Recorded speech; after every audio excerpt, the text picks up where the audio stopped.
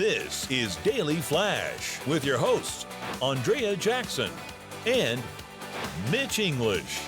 Trending news and entertainment. This is Daily Flash.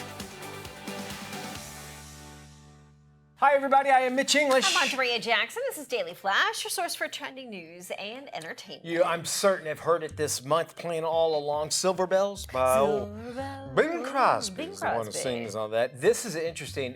We know it as Silver Bells. It was written, though, with a different name. Do you know what the name was? And I'm not making this up, all right? Golden Balls? Very close. Maddie, you want to take a guess? The original title for Silver Bells. Blue Jingles? Blue Jingles, you would think. Believe it or not, now the song written way back when was originally called Tinkle Bells. And it was written by Ray Evans and Jay Livingston, and they shared like an office, and they'd write songs and stuff, and they used to have this little bell, and they're saying, oh, it's a tinkle bell. Well, Jay goes home and says, oh, honey, this is my impersonation, Jay. Hey, honey, I wrote this great song. It's called Tinkle Bells. And his wife's like, okay, you know there's another meaning for tinkle, right? And he goes, what? I didn't know that. Ray never told me. Oh, goodness. And then I assume he threw something at the wall, and they go, we're going to change it. And change the name to Silver Bells, because it had 2 syllables. Oh, that's interesting. Well, they tried, aluminum, and it didn't work out. So when you see that, think about it. If it could have been Tinkle Bells. I went to that club called Tinkle Bells. No, that's that. No, yeah, no, okay. That wouldn't be Bing Crosby wouldn't be found there. Not to be confused with Tinker Bell. And I think if you think about it, I bet there would have been some lawsuits out of that eventually. Very true. There you go. Well, that's some good Christmas history. Little trivia there. Thank you for that. Tinkle Bells. Well, genetic testing from 23andMe confirmed hackers did get a hold of data from 7 million subscribers, about half of their total database. Digital spies used old passwords to break into customer files. Now, the company said that a significant number of files containing information about other users' ancestry had also been stolen. The California-based company said the breach affected millions who had opted into its DNA relatives feature, which allows customers to share their connection with other users. 23andMe initially denied the claims about the hack earlier this year, but they have since confirmed, yes, it did in fact happen. What is the one thing that is even more valuable than your identity? Your DNA. Your DNA. When this came out, I didn't think about it. I wound up going the other route and getting it done. So I've gotten this done. So they know all about me now, apparently, I guess.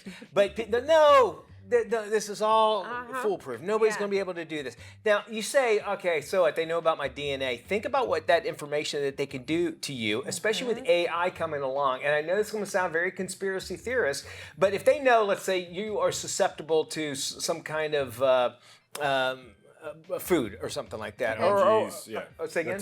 Allergies. Or allergies or something like that. Okay. They can direct, things towards you. Or if they know that you are your lineage is something that has a propensity to be obese or whatever, maybe diet stuff. And you go, oh, it's small stuff that I don't know. But that's just surface things that they can do. Your DNA is yours, and it's just like robots. We think, I want to find out 23andMe, where I came from. It starts off innocent, man. Well, I think it's sold as a novelty, right? It sounds neat. You can find out your genetic makeup, how much, where you come from, and then it can connect you to other relatives, who have also been on the system. But it's terrifying to think, like you said, what they can do with all that information. And I know when it first came out, very popular, people doing it and that sort of thing. James, our producer, was very upset when he found out his lineage. And he will remind us all the time. Oh, really? He's very upset about his lineage. So ask him if you ever run across him.